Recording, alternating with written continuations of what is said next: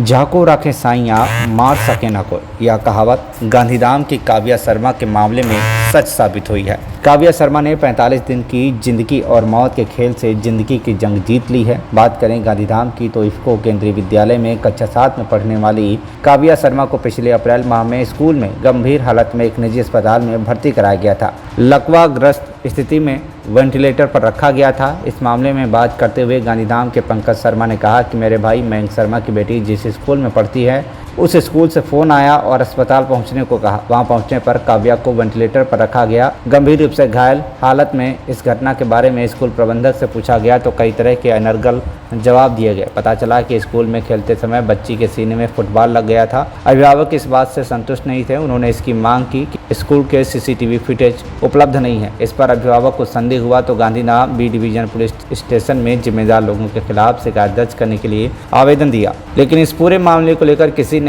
शिकायत दर्ज नहीं की। जिले के शिक्षा विभाग की बात करें तो इस मामले पर जिला शिक्षा पदाधिकारी का भी बयान आया, लेकिन इस घटना को गंभीरता से नहीं लिया गया। पंकज भाई ने आगे कहा कि इस घटना को लेकर स्कूल की ओर से कोई स्पष्ट कारण नहीं बताया गया है। जब राज्य में कई एहतियाती कदम उठाने की बात हो रही है तो काव्या शर्मा जैसी घटना को उजागर करना जरूरी हो जाता है। कई सवाल उठते हैं, इसका जवाब कौन देगा? यह गंभीर सवाल है। काव्या शर्मा ने जिंदगी की जंग तो जीत ली, लेकिन पुलिस प्रशासन और स्कूल की कार्यप्रणाली पर उठने वाले सवालों का जिम्मेदार आखिर कौन होगा?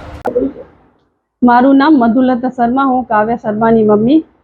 अमे घरे हता, अमने फोन आयो 11:15 वागे आश्रे के तमारी दीकरीने वागी गयुं छे। अमे घरेथी निकळ्या एटले रસ્તામાં वरी फोन आयो के तमारी दीकरीने अमे होस्पिटल लई जईए छीए मोरखिया, तमे त्यां पहोंचो। अमे मोरखिया होस्पिटल पहोंच्या त्यां तेमणे कीधुं के एने वधारे वागी गयुं छे, तमे स्टर्लिंग होस्पिटल जाओ। अमे स्टर्लिंग होस्पिटलमां गया तो अमने खबर पड़ी कि एनी स्पाइनल कोर्डमां इंजरी थई छे અને એના હાથ પગ એકદમ હાલતા નથી, લકવાની હાલતમાં છે અને એને 45 દિવસ સુધી વેન્ટિલેટર ઉપર રાખવામાં આવ્યો। ડોક્ટરે કીધું એને વેન્ટિલેટર ઉપર રાખવામાં આવશે। 45 દિવસ પછી એને મૂકવા મતલબ નીકાળવામાં આવ્યો આઈસીયુમાંથી અને પછી હજી આજે 48મો દિવસ છે પણ એના હાથ પગ હાલતા નથી અને અમે એના જવાબ લેવા માટે પ્રિન્સિપલ સર પાસે ગયા કે મતલબ આને આટલી કેમ લાગી ગયું છે એનો તમે મને જવાબ આપો। तो सर ने अमने कहीं देवा केवा तैयार ज नत्या अने पछी अमे एमना पासे आपणे ओनी मांग करी, आ केमरानी सीसीटीवी केमरानी मांग करी कि अमने तमे सीसीटीवी केमरा बताड़ो। ए लोको के अमे मतलब ई लोको अमने बताड़वा तैयार ज नथी। पछी अमे एना पछी अमे पुलिस स्टेशन गया बी डिविजन, त्यां कने अमे कीधुं अर्जी करी। एना पछी अमे एसपी ऑफिस गया अने कलेक्टर ऑफिस सुधी पण गया छे अने अमे स्कूल प्रशासन पासे पण जवाब मांग्यो कि अमारी दीकरीने आटलुं वाग्युं छे, तमे एनो जवाब आपो, पर अमने कोई जवाब देवा तैयार नहीं।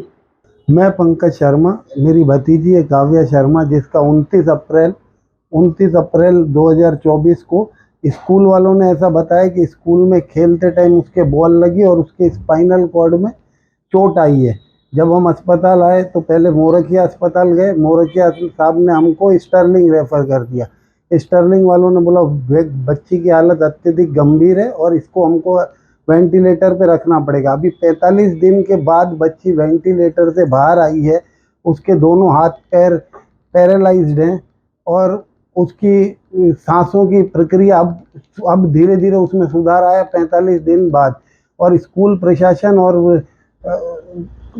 प्रशासन की ओर से हमें कोई भी संतोषजनक जवाब नहीं मिल रहा है। जिस बात के लिए हम उनसे पूछ रहे हैं कि ये कैसे लगी, इसका कोई आपके पास सीसीटीवी फुटेज हो तो वो प्रोवाइड कराइए, कौन सा टीचर वहाँ खड़ा था वो बताइए उस दिन, जबकि उस दिन कोई भी गेम्स का पीरियड था ही नहीं। जिस दिन ये घटना घटी उस दिन कोई गेम्स का पीरियड था नहीं और वो बता रहे हैं कि गेम्स खेलते हुए उसके लगी है, तो हमको उनकी तरफ से कोई भी संतोषजनक उत्तर प्राप्त नहीं हो रहा है। हम इस सिलसिले में बी डिवीज़न पुलिस स्टेशन में भी गए, हमने एक अर्जी करी है एफआईआर के लिए स्कूल प्रशासन के ऊपर, लेकिन उसका भी कोई हमें संतोषजनक जवाब मिला नहीं।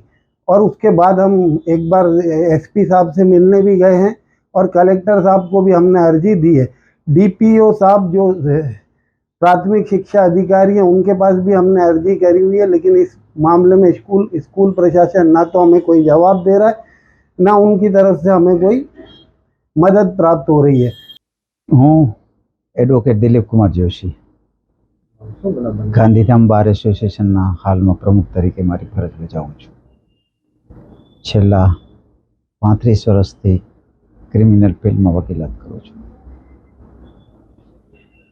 બનાવની બાબત એવી છે કે ગાંધીધામ મધ્યે ચાલતી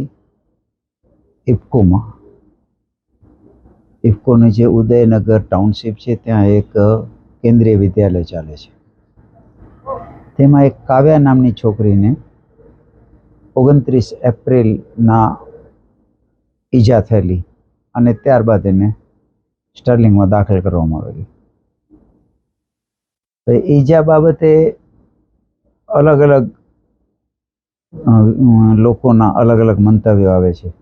લોકોના એટલે કે ત્યાં બનાવના સ્થળ ઉપર જે હાજર હતા એ વિદ્યાર્થીઓ, શિક્ષક અને શાળાનું મેનેજમેન્ટ છે, એમના બધાના અલગ અલગ વાત છે. હવે સ્થળ એવું છે કે ત્યાં બનાવ સમયે સીસીટીવી નહોતા, બાદમાં સીસીટીવી લાગી ગયા અને ઇફકોની ટાઉનશીપમાં છે એટલે ઇફકો ટાઉનશીપમાં સામાન્ય માણસને પણ પ્રવેશ કરવો હોય તો એણે 7 કોઠાનું યુદ્ધ જેમ પાર કરવું પડે ને એવી રીતે અલગ અલગ જગ્યાએ તમારે ઓળખ આપવાની, અલગ અલગ વિગતો આપો, ત્યારબાદ તમે સ્થળ ઉપર પહોંચી શકો.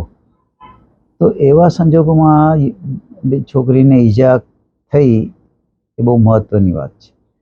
હવે અત્યારે સૌથી મોટો સવાલ ઊભો એ થાય છે કે જ્યારે મા બાપ પોતાના વાલસોયા બાળકોને શાળામાં શિક્ષણ મેળવવા માટે જ્યારે મોકલતા હોય તેમાં એ મોંઘી દાટ ફી ભરે, શાળા મેનેજમેન્ટ પોતાની મરજી પ્રમાણે ફી માંગે અને એ પ્રમાણે ફી મેળવ્યા બાદ જો શાળામાં બાળકોની સુરક્ષાની ન હોય તો આ એક મોટો વિશાળ પ્રશ્ન છે. માત્ર કાવ્યા પૂરતો નથી પણ ભારતની તમામ શાળામાં ભણતા તમામ વિદ્યાર્થીઓ માટે આ એક મોટો સવાલ છે. કારણ કે શાળાના સમય દરમિયાન વિદ્યાર્થીને કોઈ ઈજા થાય કે જેમાં કાવ્યાને ઈજા થયેલી છે, એ ગંભીર પ્રકારની ઈજા છે. આ ઈજાના કારણે તેણીની સારવાર કેટલો સમય ચાલશે એ અત્યારે કહેવું મુશ્કેલ છે, પણ અત્યાર સુધીની જે સારવાર છે એ સારવારમાં રોજનો જે ખર્ચો હોસ્પિટલનો, આ ખર્ચો કોણ ભોગવે એક મહત્ત્વનો સવાલ છે. કારણ કે સામાન્ય રીતે गुजरात से रतन मुकेश की रिपोर्ट, TV1 इंडिया न्यूज.